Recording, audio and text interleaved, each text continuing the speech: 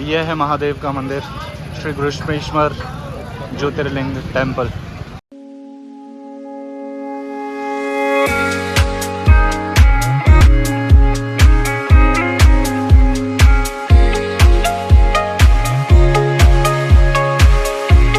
हर हर महादेव। आज कृष्णेश्वर यात्रा का दूसरा दिन है।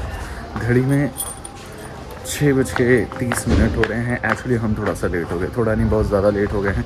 हमेशा की तरह हम 4 बजे उठ जाया करते थे, 4:30-5 बजे तक जो है आरती चलती थी एंड 5 बजे के बाद जो है हम दर्शन लिया करते थे।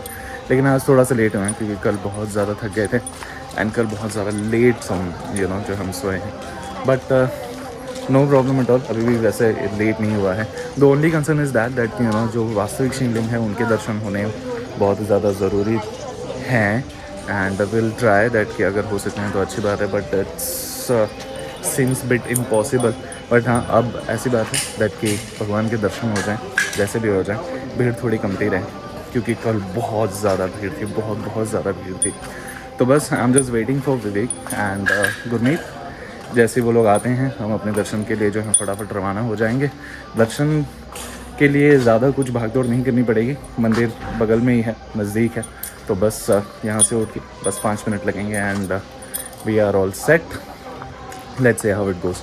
भगवान की महिमा, मंदिर की विशेषता, ये सारी चीज़ें जो है ना मैं आप लोगों को धीरे धीरे बताऊँगा व्लॉग में आगे चल के, डेट की क्या चीज़ है क्या नहीं है, इसकी महानता क्या है, यहाँ पे दर्शन जो है वो किस तरीके से होते हैं, यहाँ पे ज्योतिर्लिंग किस तरीके से बना, वगैरह वगैरह वगैरह।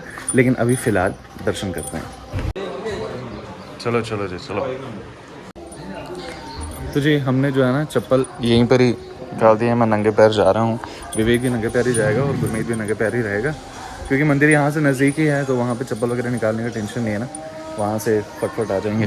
बाय द वे वो आप देख रहे हैं ये जो है ना ये मंदिर है, एक्चुअली उसके पीछे मंदिर है, तो वो प्राचीन मंदिर है।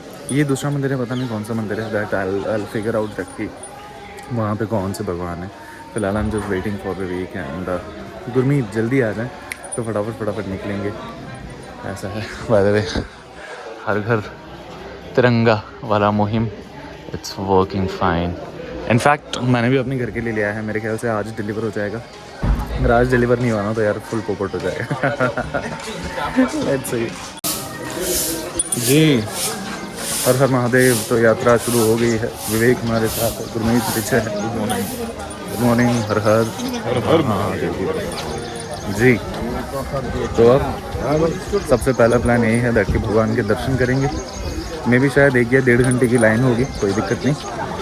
और लाइन को पार करके महादेव के दर्शन होंगे एंड फिर उसके बाद यहाँ पर आएंगे, नाश्ता पानी करेंगे एंड फिर उसके बाद आगे की यात्रा जो है वो शुरू करेंगे। ऐसा कुछ अपना प्लान है।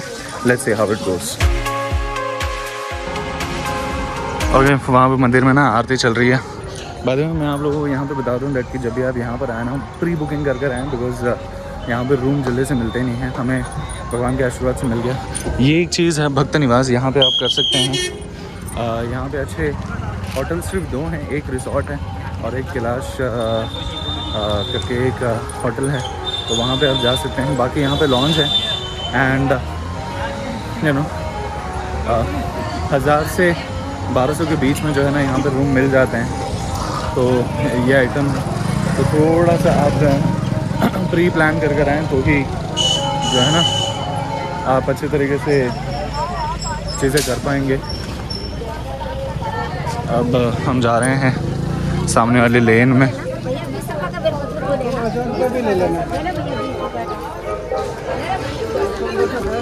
यहाँ पे काफ़ी ऐसे दुकानें जो है ना आपको मिलेंगी जो भगवान के लिए इस तरीके के बेलपत्र वगैरह ये सारी चीज़ें जो हैं यहाँ पर आप ले सकते हैं। ये रुद्राक्ष वगैरह।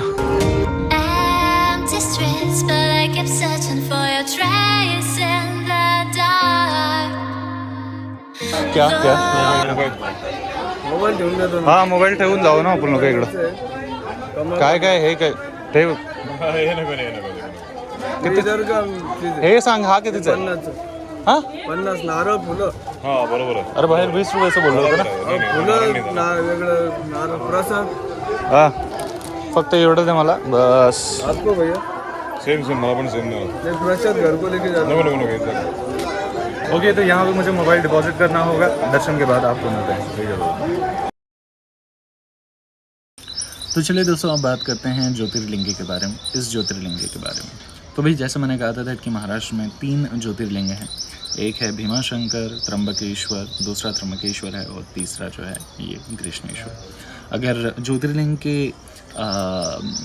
क्रम से अगर हम चलें तो कृष्णेश्वर या घृष्मेश्वर ये जो है अंतिम ज्योतिर्लिंग के रूप में माना जाता है.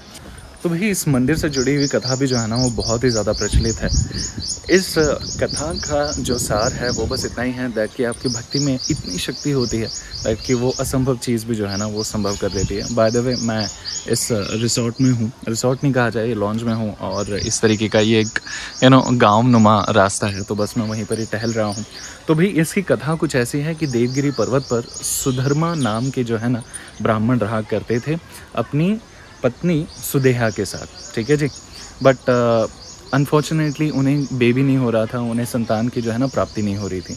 तो जो उनकी पत्नी थी सुदेहा, उन्होंने अपनी छोटी बहन के साथ जो घृष्मा नाम था उसका, उनके साथ जो है ना अपनी पति का विवाह कर दिया, यानी कि सुधर्मा का विवाह कर दिया. जो घृष्मा थी वो महादेव की बहुत बड़ी भक्त थी, बहुत ज़्यादा भक्त थी.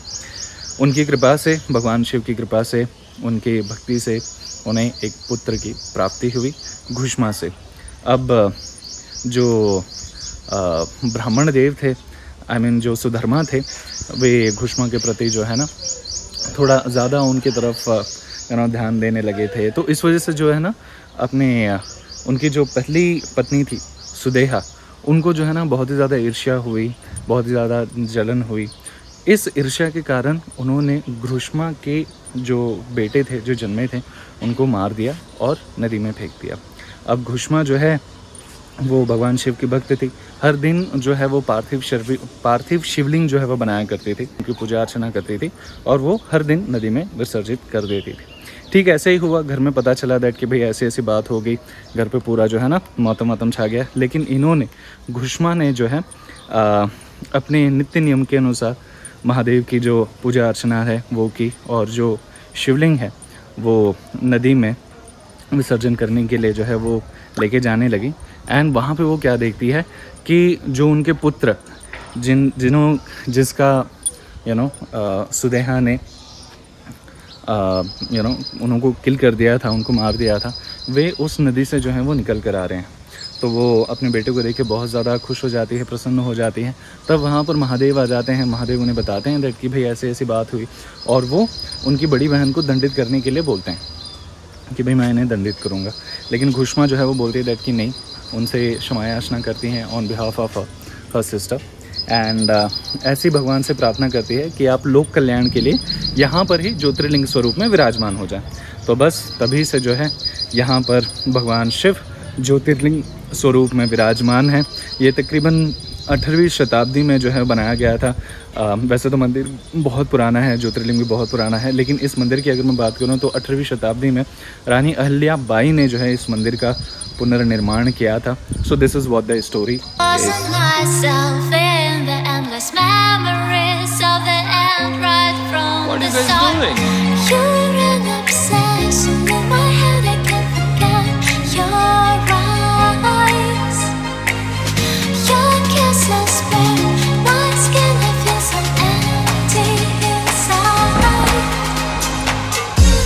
तो भाई घड़ी में लगभग बज रहे हैं 10 एंड आज हमारा जो है यहाँ से चेकआउट हो रहा है. So this was our house.